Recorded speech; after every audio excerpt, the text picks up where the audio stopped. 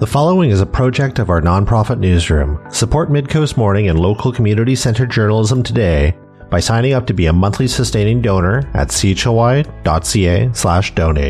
It doesn't take much money to support local news.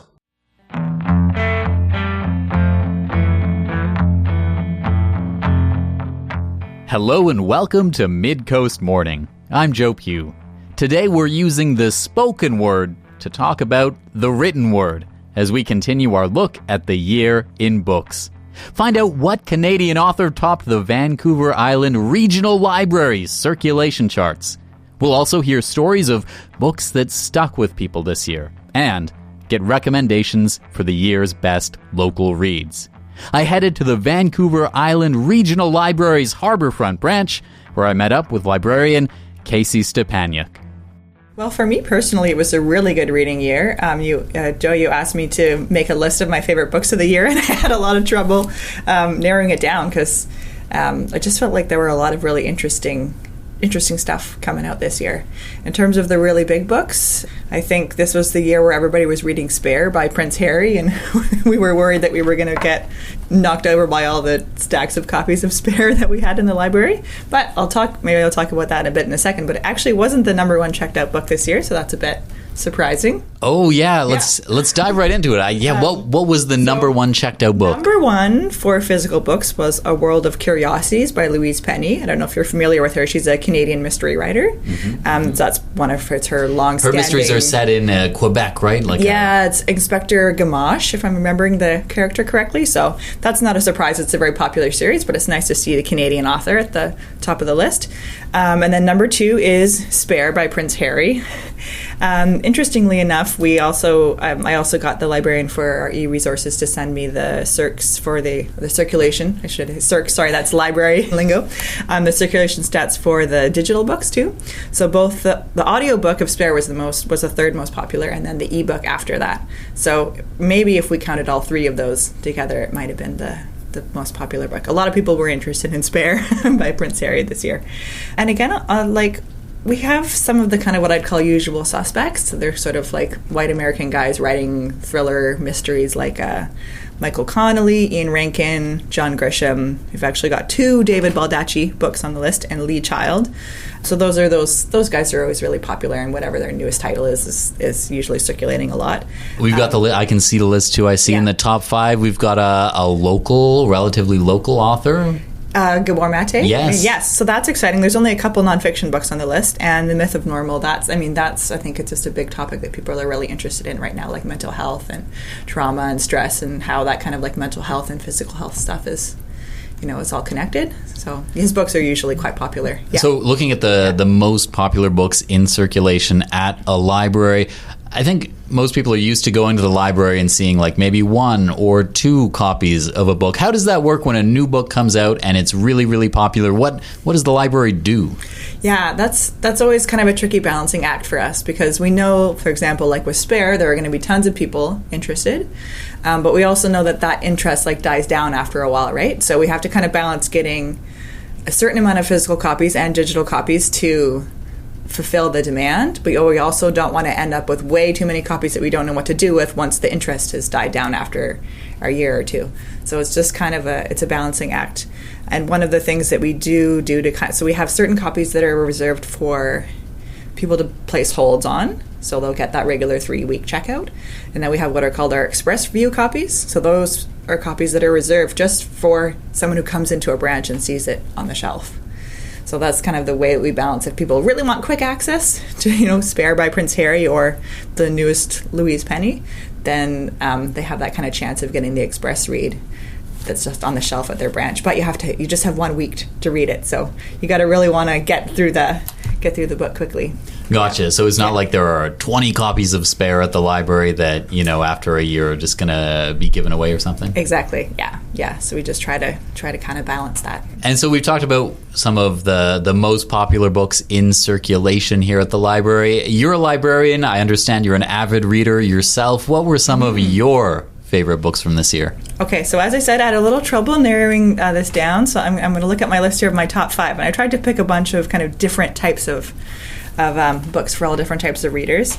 So one that I actually just finished is called Much Ado About Nada by Uzma Jalaluddin. And this is like a wonderful second chance romance set in Toronto's Muslim community. And it's also a kind of loose retelling of Jane Austen's Persuasion for any Jane Austen fans out there. She's just really great. This author's really great. This is my third book by her. She's just fantastic at creating these characters that are flawed, but also very lovable. So even though you're watching them make all these mistakes, you still are kind of very much on their side. And, with a romance, the kind of comfort is the two people are going to get together at the end, right? And I think someone is a really good romance author when it still feels kind of tense and unpredictable when you're reading the plot, even though you know what the ending's going to be. So that's one of my top ones. Your Driver is Waiting by Priya Guns. She's a Toronto author too, like Uzma Jalaluddin. This one is it was billed as a retelling of the 70s film Taxi Driver. So this is a young brown bisexual woman who's a rideshare driver. And it's kind of just about her scraping by in her life, dealing with the recent death of her dad. And she meets this rich white woman and they start this relationship. And it's kind of one of those things where it's doomed from the beginning. So it's very tense, kind of just waiting for the relationship to implode. I thought the writing in this book was so amazing. Like just there's sentences you want to stop and kind of mull over because they were so well written. But then it's also really a page turner. So you're like wanting to read it fast to find out what happens, but then also kind of slowing down and looking at the language is just great. Something totally different. I would definitely want to mention a picture book that I read with my kid that was really funny. It's called Bathe the Cat by Alice B. McGinty and David Roberts.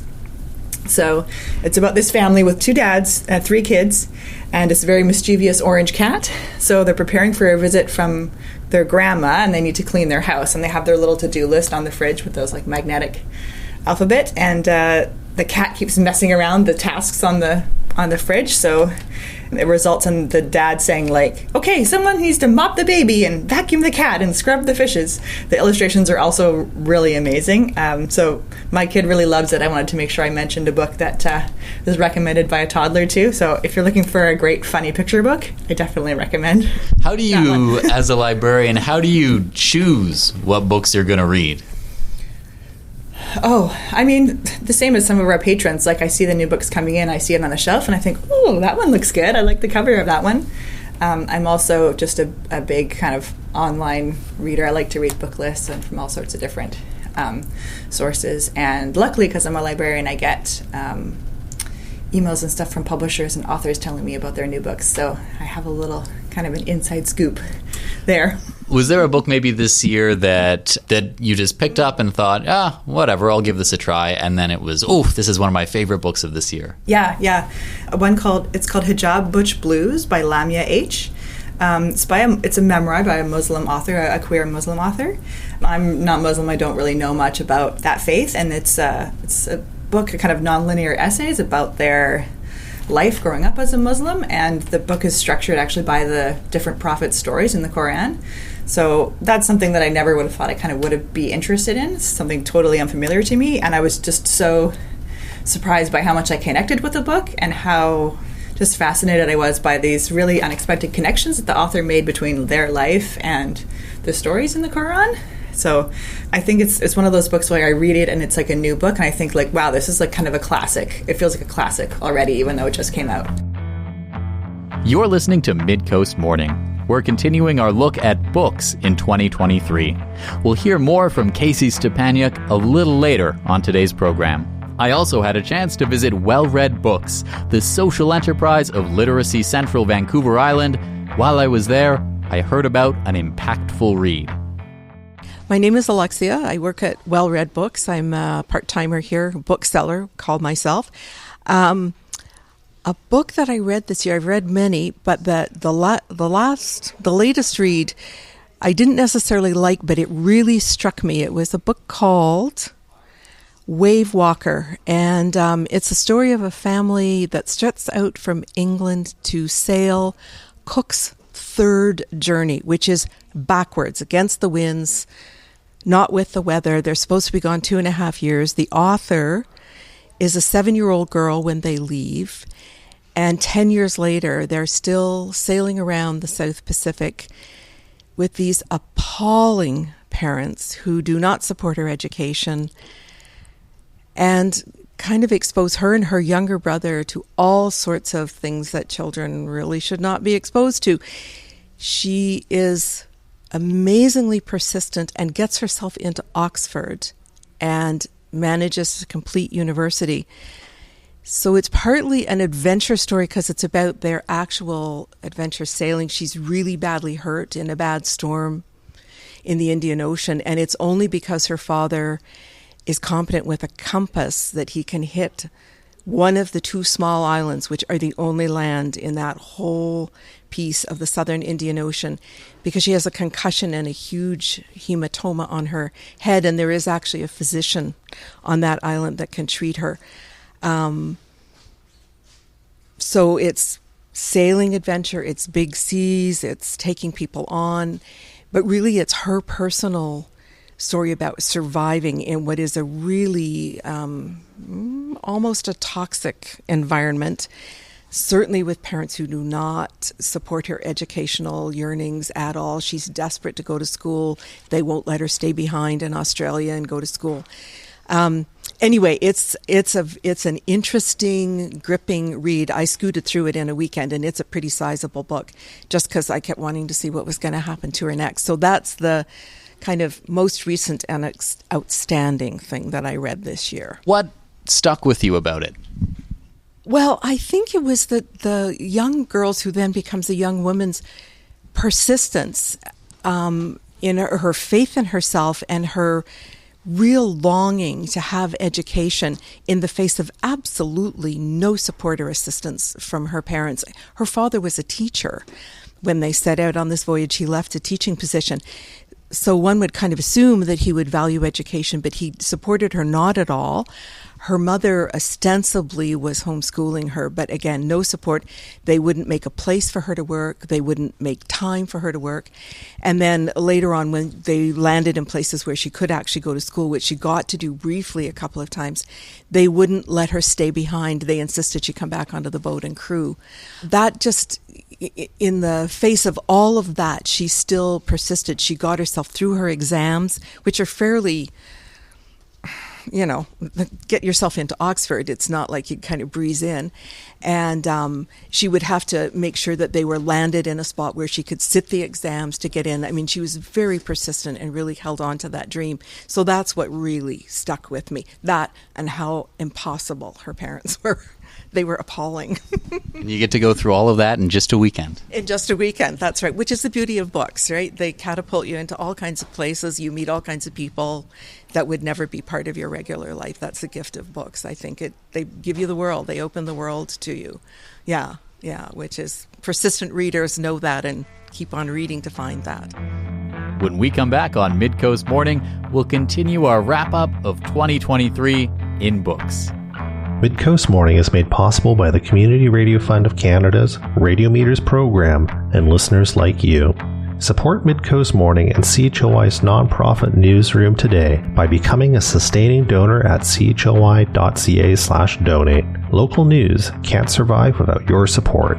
Another way to help us out is to share this show with your friends and tell them why they should support us. Finally, if you're listening to the podcast edition of Midcoast Morning, go and give us a positive review on Apple Podcasts or whatever podcast feed you use. It helps people find us.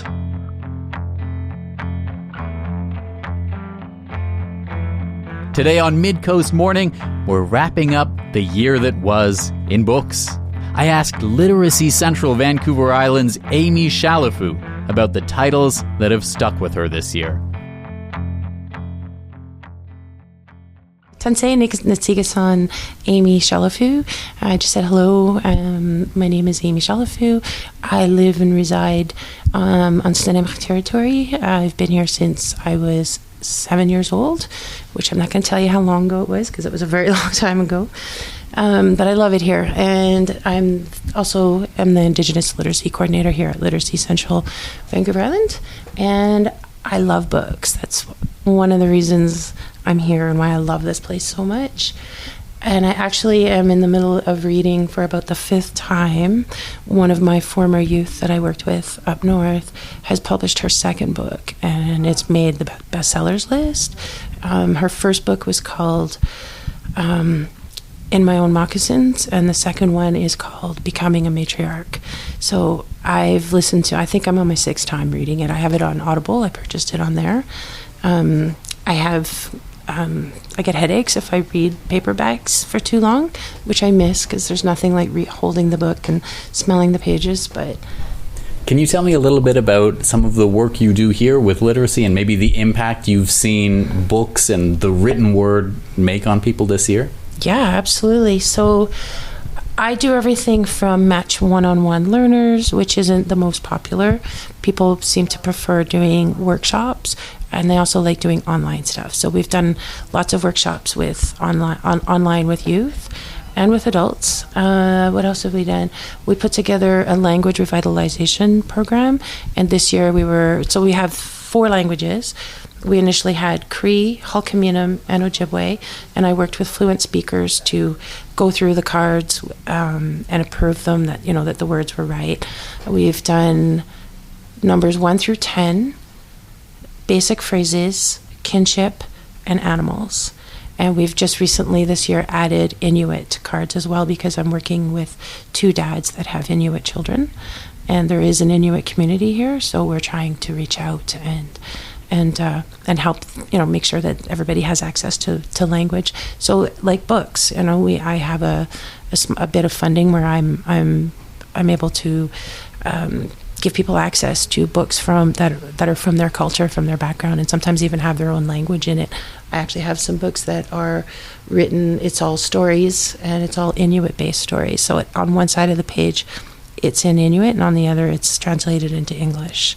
So I thought that was pretty neat, and I love being able to give people those books. I have lots of books on storytelling. Richard Van Camp donated a bunch of books to us that we were able to pass on to our learners as well. That enables them. It actually teaches you. It gives you tips and tricks on how to write your stories and how to publish a bit too.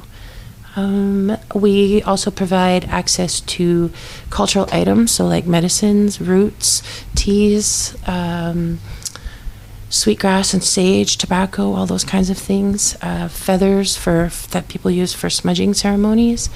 And I like to pass on the knowledge about tobacco ties as well, which is where they take natural tobacco and they put them into cotton ties.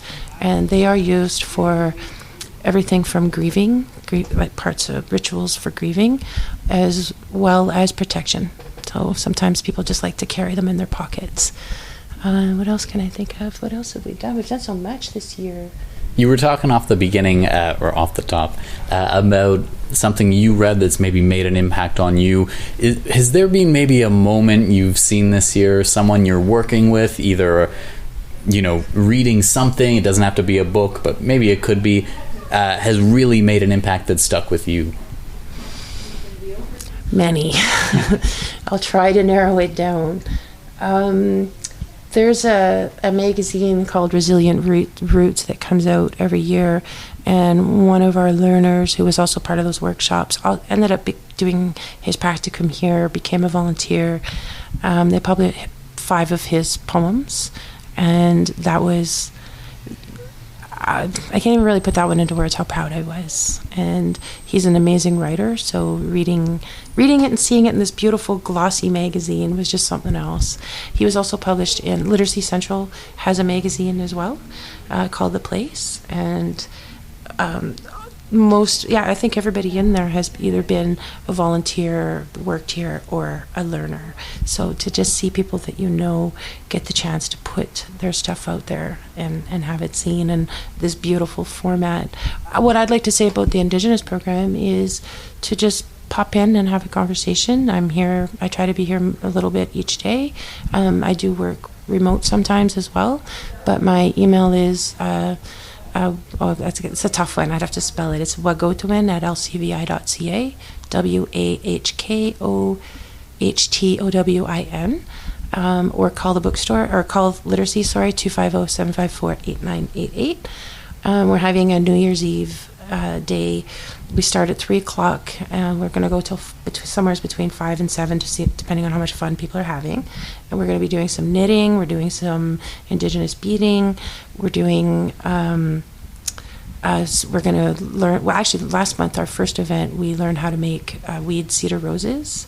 So that's going to be a lot of fun. And that's every last Sunday of the month. But this one is going to be special because it's New Year's Eve. So, do folks have to register in advance? Nope, just pop in. You don't even have to be Indigenous. Allies are loved and welcome. So absolutely anybody can come, even kids. You can bring kids too. Aimee Chalifoux is the Indigenous Literacy Coordinator at Literacy Central, Vancouver Island.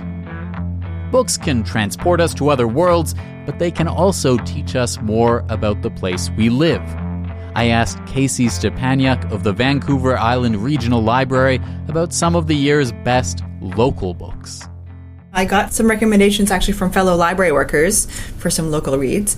One of the books that was kind of their top pick of the year by one of my coworkers here is called Alone in the Great Unknown by Carol Simpson.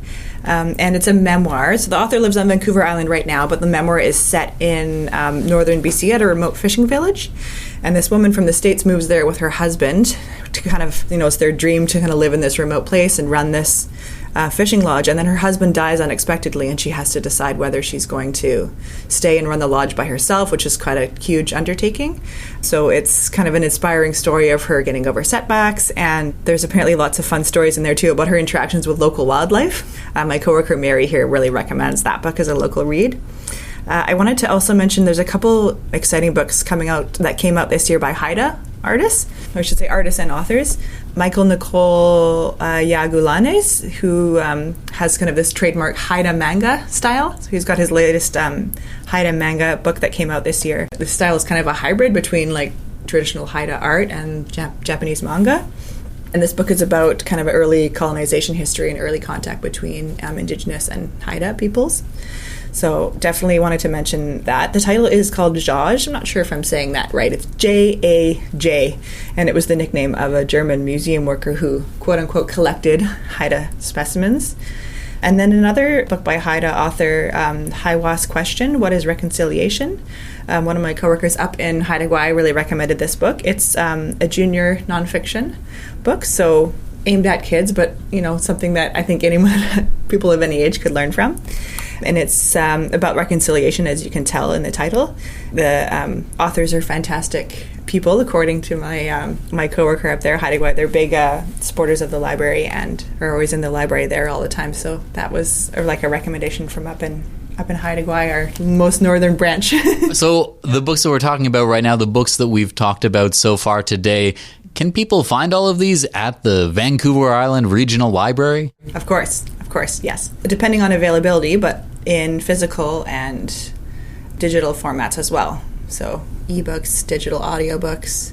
We also have books in large print and audiobook CDs. So we've got a variety of formats for lots of books, again, depending on availability, but so that anyone who wants to read them can find the book in the format that works best for them. And if a book isn't here in Nanaimo, it's the kind of thing that you can order it in to have it brought from another branch in the network? Yeah. The library lingo for that is called placing a hold. So you can do that online through your account, or you can always drop in and call us, and we're happy to do that for you. But that's kind of one of the benefits of having the big library system, right? So if we're talking about like our smaller branch, like up in Haida Gwaii, they can request something all the way down here from Nanaimo, and we'll send it up to them, and vice versa. And let's say someone goes online and they're interested in a book, and they look it up and they see availability 0 holds 903 or something. What would your advice be in that situation? Oh, well, I do always recommend that people check out other formats we might have available. So sometimes if the physical book has, it's not an exaggeration to say some really popular books have hundreds and hundreds of people waiting for them. But if you're open to listening to a digital audiobook or an ebook, you can also put yourself on lists for that, and those often aren't quite as popular as the other ones. I always do recommend, so sometimes when people come in that have book clubs, and their book club has chosen all these brand new exciting books for their book club, and I always recommend maybe next time when you're choosing your books, like choose the really exciting books from the year before. Then those are going to have more availability if your book club members are wanting to check them out from the library. There's always, books have their big moments of like everyone being like, I got to read this one. This is the really hot book right now. And sometimes people forget whatever the hot book was like a year or two ago. And if you're wanting to easily get a library copy, that's something that you're going to be able to get much more easily than something that's And speaking of book clubs, if there are folks out there who want to turn their reading from maybe a solitary experience into something they can share, how can they do that in Nanaimo? Oh, well, if you would like to start your own book club, we actually loan out book club sets. So you can come in, you can make a special book club library card, and then you can borrow a whole, it's a big bag full of however many, 10 to 15 copies of a book, so everyone in your book club can have one. And then it comes along with some guidelines, like some discussion questions and stuff like that for your book club. We've got lots of different types of books. Casey Stepaniuk is a librarian at the Vancouver Island Regional Library. That's our story for today. Thank you for joining me. Stay tuned as next week we wrap up 2023 with Nanaimo Mayor Leonard Krogh. I'm Joe Pugh, host and producer of Midcoast Morning. Jesse Woodward is our executive producer, and Arby Frew is our technical advisor. You can sign up for CHLY's newsletter at chly.ca/subscribe for updates from our nonprofit newsroom and more. Our theme song is First One by local Nanaimo band Waste Management. If you have a story you would like us to cover, email us at news@chly.ca. That's all for now. I'll talk to you on another Midcoast Morning. Midcoast Morning would not be possible without the funding of the Community Radio Fund of Canada's Radio Meters program and listeners like you. Midcoast Morning is a project of CHLY's nonprofit newsroom. Support nonprofit journalism in Nanaimo and on the Salish Sea today by becoming a monthly sustaining donor at $5 or more per month. Support the program at chly.ca/donate. If you're already a supporter, record a voice memo telling others where you're listening from and why they too should support our work. After you're done, you can email it to us. Also, share the podcast with your friends. While Meta is blocking Canadian users from sharing news content on their Facebook feeds, you can still share our podcast directly with your friends via Facebook or Instagram Messenger. Finally, this program acknowledges and gives thanks to the Nanaimo First Nation as we broadcast and podcast from their traditional territory. Thanks for listening.